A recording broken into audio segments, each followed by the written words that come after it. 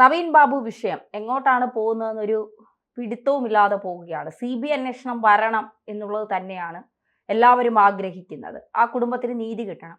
പക്ഷേ ഇതിലൊരു ദൃക്സാക്ഷി വീണാമണി എന്ന് പറയുന്ന ഒരു വ്യക്തി ഇപ്പോൾ രംഗപ്രവേശനം ചെയ്തിട്ടുണ്ട്. അവർ പറയുന്നത് ദിവ്യയുടെ പേരോ അല്ലെങ്കിൽ നമ്മൾ ഇതിനു മുൻപ് ഉന്നയിച്ചവരുടെ പേരുകളോ ഒന്നുമല്ല. ഗോവിന്ദനും ഭാര്യ PK ശ്യാമളയും മകൻ ശ്യാമുമാണ്. സത്യത്തിൽ ഈ നവീൻ ബാബുവിന്റെ കുടുംബം CBI അന്വേഷണം ആവശ്യപ്പെട്ടപ്പോഴൊക്കെ പാർട്ടി പോലുമല്ല MV ഗോവിന്ദനാണ് CBI അന്വേഷണം വേണ്ട എന്ന് തുടക്കം മുതൽ എതിർത്തത്. സത്യത്തിൽ ഈ ദൃക്സാക്ഷി പറയുന്നത് പോലെ എന്തെങ്കിലും റോള് MV ഗോവിന്ദനും ഭാര്യയ്ക്കും മകനും ഈ കേസിൽ ഉണ്ടാകുമോ?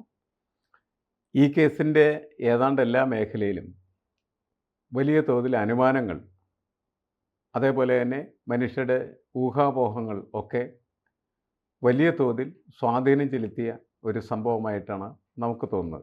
കാരണം ഇത് തുടങ്ങുന്ന സമയത്തുള്ള ഒരു പൊസിഷനിങ് അല്ല ഇപ്പോൾ അതിനുള്ളത്. തുടങ്ങുന്ന സമയത്തത് ആത്മഹത്യയും ആ ആത്മഹത്യക്ക് പ്രധാനപ്പെട്ട കാരണം എന്ന് പറയുന്നത് PP ദിവ്യയുടെ സംഭാഷണവുമാണ്. അതുകൊണ്ടാണ് PP ദിവ്യയുടെ ആ വാക്കുകളെ കൊല്ലുന്ന വാക്കുകൾ എന്ന നിലയ്ക്ക് വിശേഷിപ്പിക്കപ്പെടുകയും അങ്ങനെ പൊതുസമൂഹത്തിൽ ചർച്ച ഉയരുകയൊക്കെ ചെയ്തിരുന്നു.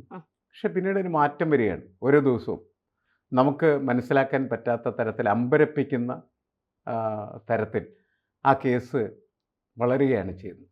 വളർന്നിപ്പോൾ അത് ഏതാണ്ട് ഈ മാധ്യമങ്ങളിൽ, അതേപോലെ തന്നെ നമ്മുടെ പൊതുവിടങ്ങളിലൊക്കെയുള്ള പൊതു ചർച്ചകളിൽ ഉയർന്നു വന്നിരിക്കുന്നത് നവീൻ ബാബുവിനെ തല്ലിക്കൊന്ന് കെട്ടിത്തൂക്കി എന്നുള്ള വാർത്തയാണ്. ഇതുകൊണ്ടാണ് CBI അന്വേഷണം വേണം എന്ന് പൊതുസമൂഹവും പൊതുജനങ്ങളും പൊതുവിൽ ആഗ്രഹിക്കുന്നത്, പറയുന്നത്.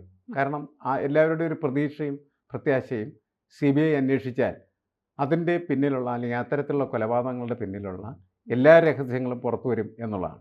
ഇപ്പോൾ ഒരു കേസ് കൃത്യമായിട്ടുള്ള രീതിയിൽ പഠിച്ച് അനലൈസ് ചെയ്ത് ശാസ്ത്രീയമായിട്ടുള്ള രീതിയിൽ അതിനെ ഹാൻഡിൽ ചെയ്ത് അതിൻ്റെ രഹസ്യങ്ങൾ എന്താണ് എന്ന് കണ്ടെത്തി കേസിനെ തെളിയിക്കുക എന്ന് പറയുന്ന ഒന്ന് CBIയുടെ അന്വേഷണ രീതിക്കുണ്ട് എന്നുള്ള ഒരു വിശ്വാസത്തിൻ്റെ അടിസ്ഥാനത്തിലാണ് എല്ലാവരും CBI അന്വേഷണം വരട്ടെ എന്നാവശ്യപ്പെടുന്നു. പക്ഷെ നമുക്കറിയാം CBI അന്വേഷണം ആവശ്യപ്പെട്ട് മഞ്ജുഷ കോടതിയിലെത്തിയപ്പോൾ തന്നെ അതിനെ ആദ്യം എതിർത്തത് CPMൻ്റെ സെക്രട്ടറി MV ഗോവിന്ദനായിരുന്നു. പക്ഷെ അത് അങ്ങനെ നിൽക്കുകയാണ്. അന്നേരത്തൊക്കെ നമ്മളും ഇതിനെക്കുറിച്ച് ചർച്ച ചെയ്യുമ്പോൾ പറഞ്ഞിരുന്നത് അത് ഒരു പൊളിറ്റിക്കൽ ഇഷ്യൂ അതിൻ്റെ പിന്നിലുണ്ട്.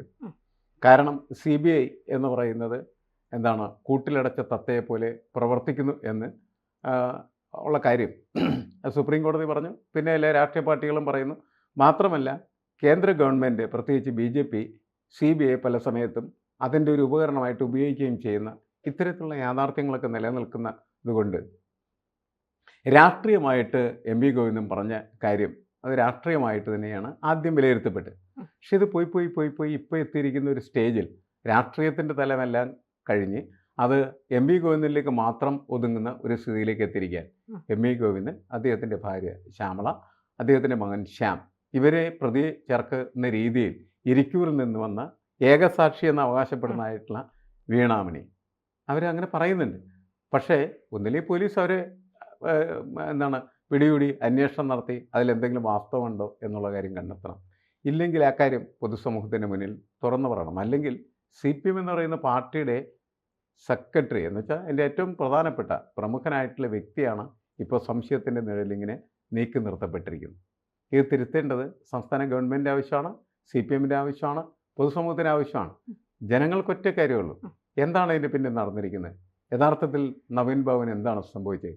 അദ്ദേഹം ആത്മഹത്യ ചെയ്യുകയാണോ അതോ അദ്ദേഹത്തെ മറ്റുള്ളവരെല്ലാം പറയുന്നത് പോലെ തല്ലിക്കൊന്ന് കെട്ടിത്തൂക്കുകയാണോ ചെയ്ത് എന്നുള്ള ചോദ്യമാണ് പൊതുസമൂഹത്തിന് മുന്നിലുള്ളത്. അത് അതിന് പരിഹാരം കാണണം, അതിന് ഉത്തരം കിട്ടണം. ആർക്ക് കഴിയും അത് കൊടുക്കാൻ? ഇപ്പോൾ ഈ മാക്സ് 7 വലിയ രീതിയിൽ ചർച്ചയാവുന്നുണ്ട്. ഈ സമയത്താണ് PP ദിവ്യ വീണ്ടും സജീവ രാഷ്ട്രീയത്തിലേക്ക് വരുന്നു എന്നുള്ള വാർത്തകൾ വരും. പക്ഷെ അത് വലിയ രീതിയിൽ ചർച്ച ചെയ്യപ്പെടുന്നില്ല. കാരണം ഇപ്പോൾ ഈ നവീൻ ബാബുവിന്റെ പ്രശ്നങ്ങളും ഇതുമൊക്കെ മറയ്ക്കാനാണോ എന്നറിയില്ല. കോഴിക്കോട് ജില്ലാ സെക്രട്ടറി P മോഹനൻ മാക്സ് 7ന്റെ പേരൊക്കെ എടുത്തിട്ട് വിവാദമാക്കി. ഇപ്പൊ എല്ലാവരും അതിന്റെ പിന്നിലാണ്. മാക്സ് 7 പോപ്പുലർ ഫ്രണ്ടിന്റെ പുതിയ രൂപമാണോ എന്നൊക്കെ പറഞ്ഞിട്ട് അതിന്റെ പുറകിലാണ്. പക്ഷെ അതിന്റെ പുറകിലേക്ക് ഓടുമ്പോഴും പി ദിവ്യ സജീവ രാഷ്ട്രീയത്തിലേക്ക് വരുന്നു, കണ്ണൂർ നേതൃത്വം അതിന് പൂർണ്ണ പിന്തുണ നൽകുന്നു എന്നൊക്കെയാണ് പറയുന്നത്. അപ്പൊ ഈ ദൃക്സാക്ഷിയും പറയുന്നുണ്ട് പി ദിവ്യ വെറും ഡമ്മി മാത്രമാണ്. നിങ്ങൾ ഇവരുടെ 3 പേരുടെയും, അതായത് ശ്യാമളയുടെയും ഗോവിന്ദന്റെയും മകന്റെയും കോൾ ലിസ്റ്റുകൾ പരിശോധിക്കൂ എന്നാണ് പറയുന്നത്. അപ്പോൾ പി ദിവ്യയുടെ ഈ വീണ്ടുമുള്ള രാഷ്ട്രീയ പ്രവേശനം അത് പാർട്ടിയെ പ്രതിസന്ധിയിലാക്കുമോ അതോ പാർട്ടി രക്ഷിക്കുമോ? അല്ല, ഇങ്ങനെ ഉള്ള പ്രശ്നങ്ങൾ എന്ന് വെച്ചാൽ വിവാദപരമായിട്ടുള്ള വിഷയങ്ങൾ ഉണ്ടാകുമ്പോഴൊക്കെ പാർട്ടി അതിലിടപെടുന്ന രീതികൾ പലപ്പോഴും പാർട്ടിക്ക് പ്രതികൂലമായിട്ട് വരുന്നതായിട്ട് നമ്മൾ കാണുന്നത്. കാരണം പാർട്ടി ഒരു സമൂഹത്തിൽ പ്രവർത്തിക്കുമ്പോൾ, പ്രത്യേകിച്ച് പാർലമെൻ്ററി വ്യവസ്ഥയിൽ പ്രവർത്തിക്കുമ്പോൾ, ആ പാർട്ടിക്ക് പൊതുസമൂഹത്തിൻ്റെ അഭിപ്രായം അനുകൂലമായി കിട്ടേണ്ടത് ആവശ്യമാണ്. പക്ഷേ ഇങ്ങനെയുള്ള വിഷയങ്ങളിൽ പോയി പാർട്ടി തലവെച്ച് കൊടുക്കുമ്പോൾ അനുകൂലമായിട്ടുള്ള അഭിപ്രായങ്ങളൊക്കെ നഷ്ടപ്പെടുകയും പ്രതികൂല അഭിപ്രായമായിട്ടത് മാറിത്തീരുകയും ചെയ്യുന്നുള്ളതാണ്. അതുകൊണ്ട് അതൊക്കെ നഷ്ടം തന്നെയാണ്. പി ദിവ്യയെ വേണ്ട രീതിയിൽ പരിഗണിച്ചില്ലെങ്കിൽ ഒരുപക്ഷെ അവർ രാജിവെച്ചേക്കും എന്ന് പറയുന്ന ഒരു വാർത്ത ഒരു പ്രത്യേക ഘട്ടത്തിലുണ്ടായിരുന്നു. അപ്പോൾ അത് പാർട്ടി പ്രവർത്തകരെ സംബന്ധിച്ചിടത്തോളം, പാർട്ടിയിലെ പ്രത്യേകിച്ച് കണ്ണൂരിലെ പാർട്ടിയെ സംബന്ധിച്ചിടത്തോളം അത് അവർക്കതങ്ങനെ താങ്ങാൻ പറ്റുന്നതല്ല എന്ന തോന്നൽ വന്നതാണ്. കാരണം അതൊരു പാർട്ടി കൂട്ടായ്മയുടെ പ്രശ്നമാണ്.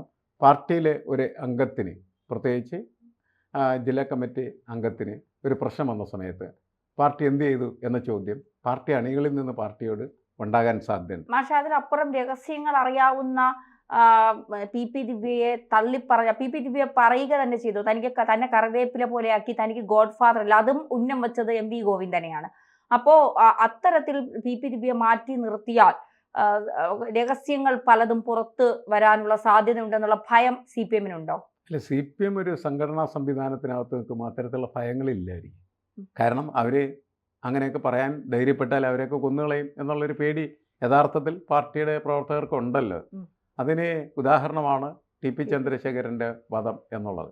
ഏറ്റവും അവസാനത്തെ, അതിക്കുമ്പോൾ എത്രയോ കൊലകൾ അങ്ങനെയൊക്കെ നടന്നിട്ടുണ്ടാകും. അതുകൊണ്ട് ഭയപ്പെട്ടിട്ടായിരിക്കില്ല ഇത് ചെയ്യുന്നത്. ഇതിൻ്റെ ഒരു പ്രശ്നം എന്ന് വെച്ചാൽ കൂടെ നിൽക്കുന്ന ആളുകൾ അവരൊപ്പം നിൽക്കണം എങ്കിൽ അവരെ സംരക്ഷിക്കും എന്ന് പറയുന്ന ഒരു സെൻസ്, അല്ലെങ്കിൽ അവർക്ക് അത്തരത്തിലുള്ള ഫീൽ കൊടുക്കാനായിട്ട് പാർട്ടി കഴിയണം. അതാണ് ഒരു വശം പാർട്ടിയുടെ. അതുകൊണ്ടാണ് ഈ ആത്മഹത്യ നടന്നതിന് ശേഷം നമ്മളിപ്പോൾ അതിനെ കൊലപാതകമായിട്ട് ചിത്രീകരിക്കേണ്ടതില്ല. കാരണം കോടതി ഇടപെടുകയും CBI വരികയും അന്വേഷണം വരികയൊക്കെ ചെയ്താൽ മാത്രമേ അതിൻ്റെ കൃത്യത എന്താണെന്ന് മനസ്സിലാവുകയുള്ളൂ. ഇപ്പോൾ നമ്മൾ പെട്ടെന്ന് കയറി അങ്ങനെ ഒരു നിഗമനത്തിലെത്തുന്നത് ശരിയല്ല. പക്ഷേ ആത്മഹത്യ നടന്നതിന് ശേഷം ആദ്യം കണ്ണൂർ പാർട്ടിയുടെ അഭിപ്രായം എന്ന് പറഞ്ഞാൽ എന്താണ്? പി ദിവ്യയുടെ അഭിപ്രായം എന്ന് പറഞ്ഞാൽ സ്വദേശപരമായിട്ടുള്ളൊരു അഭിപ്രായമായിരുന്നു എന്നുള്ളതാണ്. അതിൻ്റെ ഒരു പൊളിറ്റിക്സ് എന്ന് പറഞ്ഞിട്ടുണ്ടെങ്കിൽ ബ്യൂറോക്രാറ്റുകളെ അഴിമതിക്കാരായിട്ട് മാറുന്നുണ്ടെങ്കിൽ അവരെ ചോദ്യം ചെയ്യേണ്ടത് ആവശ്യമില്ല എന്നൊരു ക്വസ്റ്റ്യനാണ് ഉയർത്തുന്നത്. അതെല്ലാം പൊളിറ്റിക്കൽ ഇഷ്യൂസാണ്. പക്ഷെ നമുക്കറിയാം അതിനേക്കാളൊക്കെ കൂടുതൽ ഇതിൻ്റെ അകത്ത് പ്രാധാന്യം ലഭിച്ചത് പൊളിറ്റിക്കൽ ഇഷ്യൂസിനല്ല, ഒരു ധാർമ്മികതയ്ക്കാണ്. കാരണം വളരെ സത്യസന്ധനായ, പാർട്ടി പോലും സത്യസന്ധനെന്ന് പറഞ്ഞിട്ടുള്ള, അതേപോലെ ഗവൺമെൻറ്റും സത്യസന്ധനെന്ന് പറഞ്ഞിട്ടുള്ള നവീൻ ബാബു എന്ന് പറയുന്നതായിട്ടുള്ള ഉദ്യോഗസ്ഥൻ, അദ്ദേഹം ഒരിക്കലും തെറ്റ് ചെയ്യാതിരുന്നിട്ട് അദ്ദേഹത്തെ തെറ്റ് ചെയ്യാനായിട്ട് പ്രേരിപ്പിച്ച ഒരു വ്യക്തി എന്ന നിലക്ക് കൂടിയാണ് യഥാർത്ഥത്തിൽ പി ദിവ്യയെ ആളുകൾ കാണുന്നത്. അങ്ങനെ വരുന്ന സമയം, കാരണം എന്ന് വെച്ചാൽ അനാവശ്യമായിട്ട് ഒരു പെട്രോൾ പമ്പിന് ലൈസൻസ് കൊടുത്തില്ല എന്നുള്ള കുറ്റം അത് വീണ്ടും നീട്ടിക്കൊണ്ടുപോയി എന്ന് പറയുന്നതായിട്ടുള്ള ഒരു ആരോപണം, അതിൻ്റെ പുറത്താണ് അദ്ദേഹത്തെ പൊതുവേദിയിൽ വെച്ച് അവർ അവമാനിച്ചത്, അല്ലെങ്കിൽ അയാളെ അഴിമതിക്കാരനായിട്ട് ചിത്രീകരിച്ചത്. അപ്പോൾ അഴിമതിക്കാരനല്ലാത്ത ഒരാളെ അഴിമതിക്കാരനായിട്ട് ചിത്രീകരിക്കുമ്പോൾ അയാൾക്കുണ്ടാകുന്ന മാനസികമായിട്ടുള്ള പ്രശ്നങ്ങൾ, വിഭ്രാന്തികൾ, അതൊക്കെയാണ് അദ്ദേഹത്തെ ആത്മഹത്യയിലേക്ക് നയിച്ചത് എന്നാണ് അന്ന് നമ്മൾ കരുതുന്നത്. അന്നത്തെ ചർച്ചയുടെ അടിസ്ഥാനം അത് തന്നെയാണ്. പിന്നീടാണ് ഓരോ ദിവസവും അതിനിങ്ങനെ മാറ്റങ്ങൾ സംഭവിക്കുകയും ഇപ്പോൾ പൊതുവായിട്ട് പല പ്രമുഖരും ഒക്കെ വിചാരിക്കുന്നത് ഇത് കൊലപാതകമായിരിക്കാം എന്നുള്ള രീതിയിൽ.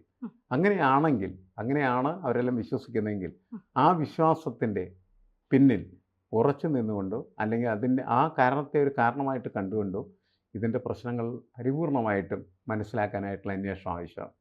അതുകൊണ്ടാണ് അതിനൊരു ഉത്തരവായിട്ട് CBI അന്വേഷണം എന്ന് പറയുന്നത്. പക്ഷേ ആ CBI അന്വേഷണം എന്ന് പറയുമ്പോൾ തന്നെ പാർട്ടിയുടെ സെക്രട്ടറി MV ഗോവിന്ദൻ അതിനെ എതിർക്കുന്നു.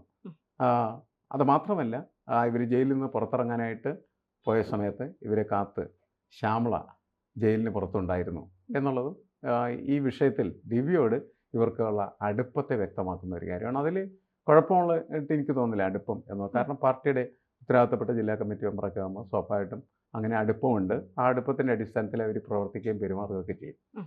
പക്ഷെ പ്രശ്നം എന്താണെന്ന് വെച്ചാൽ പൊതുസമൂഹത്തിൻ്റെ മുന്നിൽ ഇങ്ങനെ ഒരു ഒരു ആരോപണത്തിൻ്റെ മുന്നിൽ നിൽക്കുന്ന സാഹചര്യത്തിൽ അത് പരിശോധിക്കുകയും അതിൽ ധാർമ്മികമായിട്ടുള്ള നിലപാടെടുത്തു പാർട്ടി എന്ന് പൊതുസമൂഹത്തെ ബോധ്യപ്പെടുത്താനായിട്ട് കഴിയാതെ വരികയും ചെയ്താൽ പാർട്ടിക്ക് ക്ഷീണമാണ്. അതെ, തീർച്ചയായും. അപ്പോൾ ദിവ്യയെ സജീവ രാഷ്ട്രീയത്തിലേക്ക് കൊണ്ടുവരുന്നു എന്നുള്ളതല്ല പ്രശ്നം. പൊതുവായിട്ടുള്ള ജനങ്ങളുടെ അഭിപ്രായത്തിന് വിരുദ്ധമായിട്ടുള്ള രീതിയിലാണ് പാർട്ടി നിൽക്കുന്നതെന്ന് തോന്നലുണ്ടാകുന്നത് പാർട്ടിക്ക് അപകടകരമായിട്ടുള്ള കാര്യം. മാത്രമല്ല മറ്റ് വളരെ പ്രധാനപ്പെട്ടൊരു കാര്യമുണ്ട്. പാർട്ടി പ്രധാനമായിട്ടും പറഞ്ഞിരുന്നത് എന്താണ്?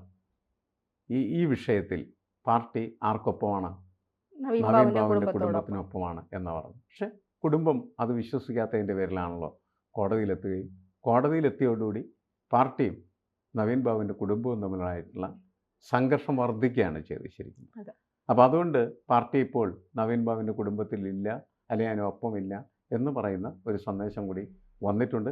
അതും എനിക്ക് തോന്നുന്നു പൊതുസമൂഹത്തിൻ്റെ അഭിപ്രായത്തെ പ്രതിലോമകരമായ രീതിയിൽ പാർട്ടിയെ ബാധിക്കുന്നതായിട്ട് മാറുകയാണ്. പാർട്ടി പ്രതികൂലാവസ്ഥയിൽ തന്നെ.